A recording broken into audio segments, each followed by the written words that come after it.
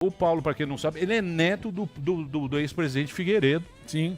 Eu estava falando do livro, eu comprei o livro. O livro tem 600 páginas, o livro do seu avô. Mas eu ainda não comecei a ler, e ele participou de uma história do Brasil, que foi a redemocratização do Brasil na época. O presidente Figueiredo foi o último presidente militar que nós tivemos, e ele teve lá aquele momento que o Brasil abriu, que voltaram os políticos na época, tinha a alinhadura dos generais e tal. Foi um momento do Brasil. Eu tenho muita curiosidade em ler sobre isso aí. Mas você disse que a família não teve participação nesse livro.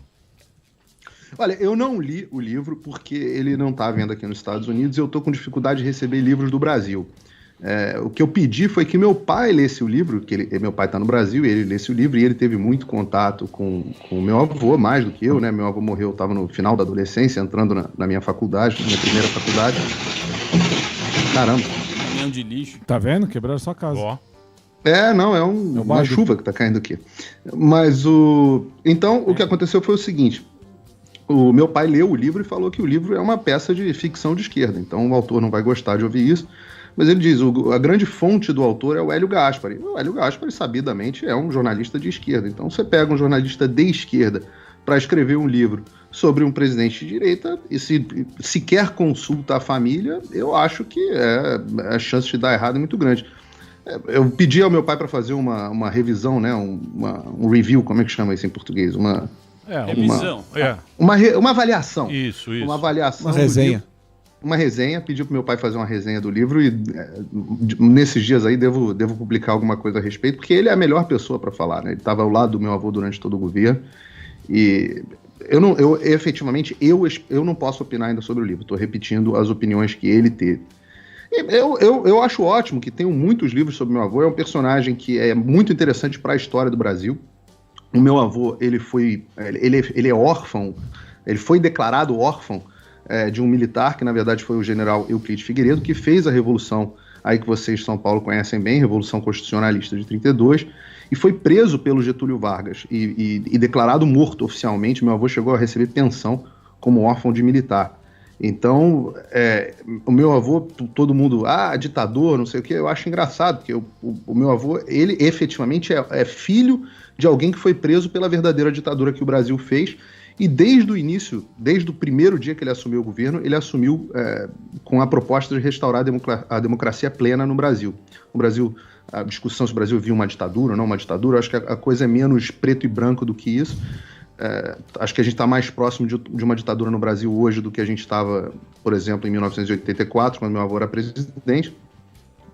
Mas ele assumiu com um compromisso pleno de transformar o Brasil numa democracia plena e fez a anistia ampla, geral e restrita, devolveu o poder aos civis sem um confronto. A única coisa que o pessoal tem para falar é o atentado do Rio Centro, e mesmo assim, certamente, sem nenhuma participação do meu avô, de qualquer pessoa do entorno do governo. Então, eu acho que foi muito bem sucedido o que ele fez. Muitas pessoas reclamam, ele sempre falou que o caminho para o mundo estavam nas democracias liberais, é só buscar, não precisa ler livro nenhum, é só buscar os próprios discursos que ele fazia. Ele sempre disse que o caminho para o mundo estava nas democracias liberais, ele acreditava nas democracias liberais. E entregou o Brasil na mão da população. Muita gente fala assim, a culpa é do seu avô, que não prendeu, não matou, não sei o que, deixou o Lula voltar. Eu falo assim, olha, o meu avô acreditava em entregar o país na mão do povo, enquanto o povo tivesse capacidade de administrar o seu próprio destino, e entregou. E hoje eu acho que o povo tem feito aprendizados. Eu acho que o Brasil de hoje é melhor e sabe mais, sabe. Brasileiro médio, o eleitor brasileiro hoje é mais sábio do que era 20 anos atrás. Então, democracia é isso. Com certeza. E ele tinha também a parte do exército, né, que não queria.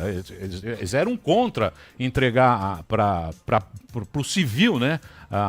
Foi uma época bem complicada. Deve ter sido uma época bem complicada ali de você, porque ficou 20 anos os militares no poder, que tinha aquela época da Guerra Fria e tal. Foi uma época... Eu acho que foi o período mais difícil da história do Brasil, Emílio, porque você tinha de um lado, você tinha os militares, vários militares que estavam apegados à tetinha e não queriam largar, um monte de almirante de pijama comandando empresa estatal. Isso aí acontece, não tem jeito.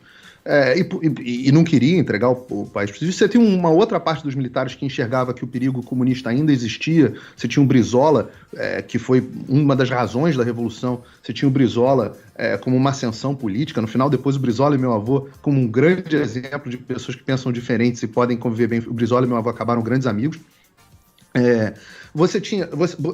E do outro lado, você tinha uma parte da população, a imprensa, fazendo uma pressão muito grande para a abertura. Então, você tinha que conciliar as pessoas que tinham as armas e o poder, que tinham um interesse, junto com a sociedade que tinha um outro interesse.